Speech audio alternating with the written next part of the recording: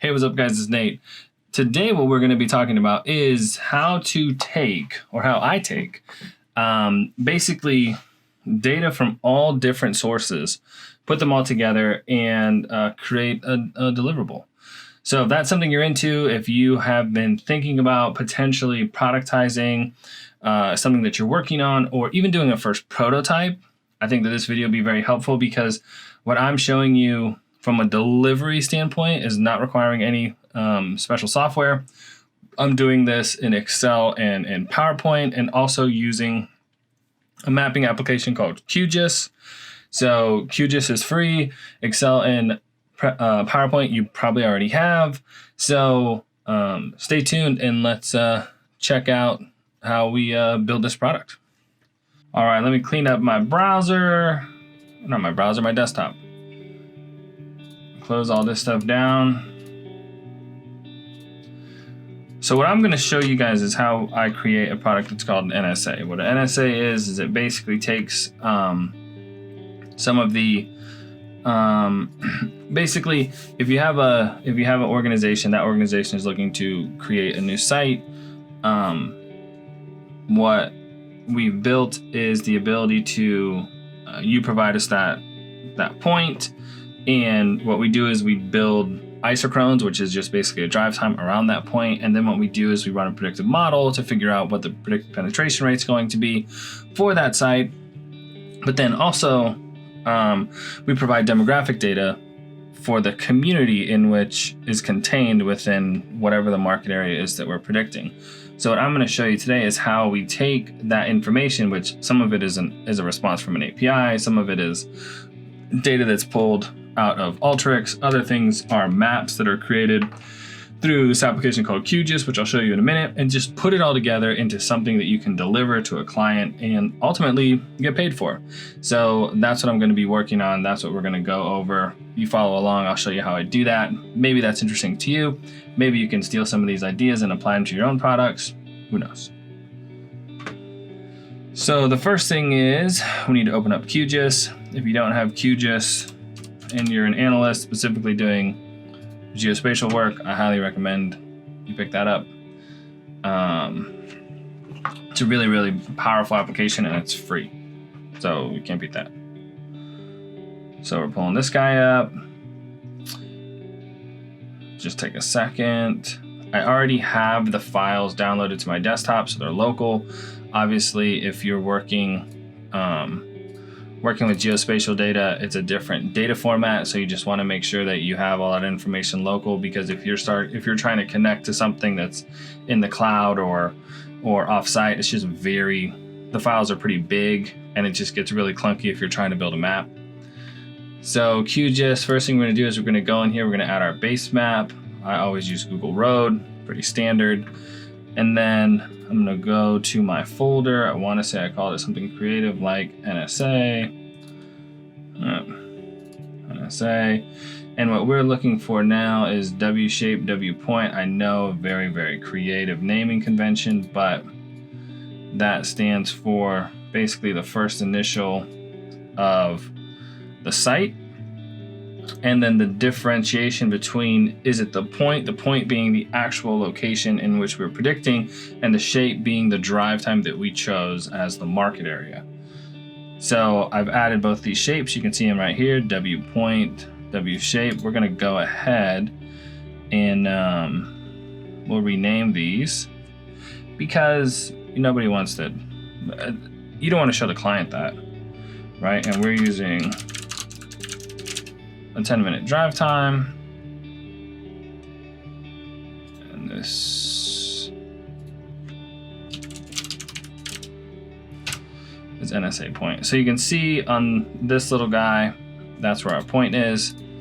We're going to zoom to that layer. Sometimes it works, sometimes it doesn't. Boom, there we go. So what we have now is we have a map. That map is of the market area in which we are predicting this location to service. So what we're going to basically do is we're going to change this, we're going to theme it so the colors are consistent, and then we're going to move this into a print layout. If you're not familiar with print layouts in QGIS, I'll do a quick little dive into that here towards the end of the video. So basically, in order to style this, all we need to do is we're going to double click on this 10-minute drive time. You see the symbology. This green color is the same green color that we're seeing. For these maps, what we do is we use purple. So let's just say this is my color. Doesn't really matter for the sake of this. I'm picking this color is going to change the fill, what you actually see on the inside. Then we're going to go back, we're going to change the border so that the border is the same color. Right now you've got this green color with a black perimeter. What we want to do is make them both the same. Then we'll change the transparency of the internal shape. That way you can see through it and see what the community is underneath. So let's go down. I think I normally use 50%. So here, this is a pretty cool trick. If you are making changes to the theme of your map and you want to see what it looks like, once you make those changes, just come up here and hit apply, and it's going to apply it to the map. So you can get a sense for, oh, maybe that's too dark. Maybe that's not the color purple that I want, whatever the case might be. So if we grab our simple fill, what I want to do is just make sure I copy this HTML code for the base color. And this stroke color is the color around the shape. And what we want to do is we want to make that the same. We're going to click OK. We'll hit apply. You'll see a very faint line around the edge. We want to do something a little bit better. Let's make that 1. 1 still isn't quite as thick as, well, 20 would be way too thick. Let's apply this. 2 is a little bit strong. Let's go 1.5. 1.5, apply. Perfect. So now we've got our base shape outlined. We've got the colors consistent from the fill color to the stroke color, which is great. And what we're going to do is we're going to move to this little point because obviously you want them to be consistent. This weird mustardy color, change that. Okay, hit apply, boom. So for the most part, from a mapping standpoint, in this particular deliverable, all we're doing is we're just showing them this map. So that's it. There's nothing, no additional need for information outside of basically just showing them this map. So what I'm going to do is I'm going to try to grab a pretty close area here, zoom into that. That looks pretty good.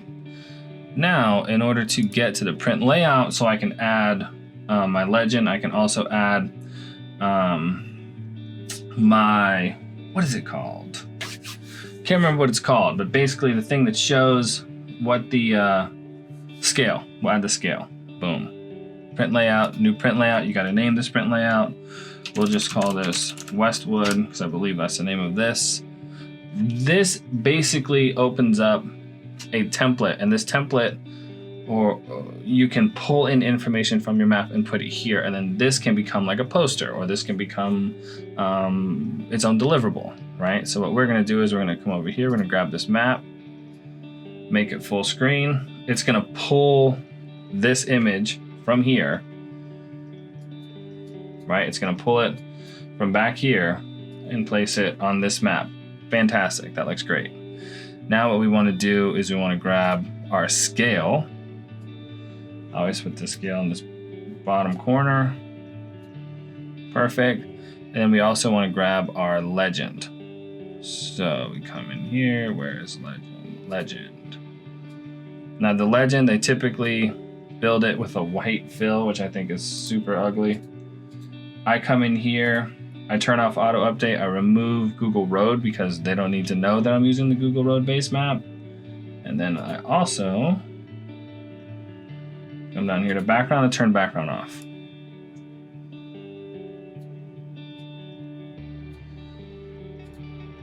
So that's pretty much it. For this basic deliverable, that's all we really need to do. But I'm sure that you can start to see how you might be able to use a tool like this to really build out some cool maps, some cool reports, some cool PDFs. This is literally just scratching the surface. So what I'm going to do is I'm going to use a tool called Snagit, which is the screen capture tool that I use. Oh, actually, hold on. We've got something highlighted in here. That looks crazy.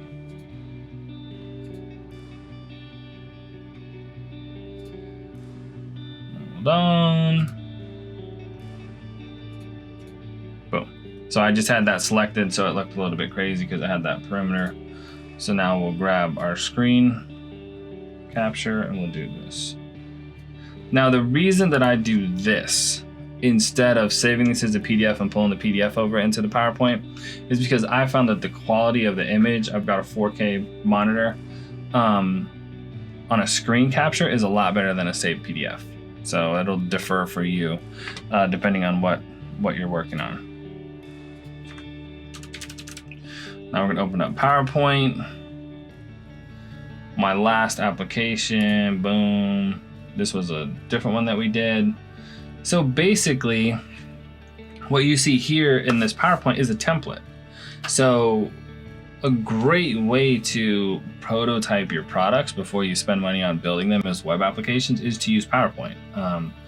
There's nothing wrong with it. It's easy to manipulate. And if you do some clever, I don't even want to call it clever. If you do some pretty good branding on that, it's not going to look like a hack, right? You can make it look like a professional product. You can convert the PDF into, or you can convert the PowerPoint into a PDF, which is a lot better than sending them just a regular PowerPoint.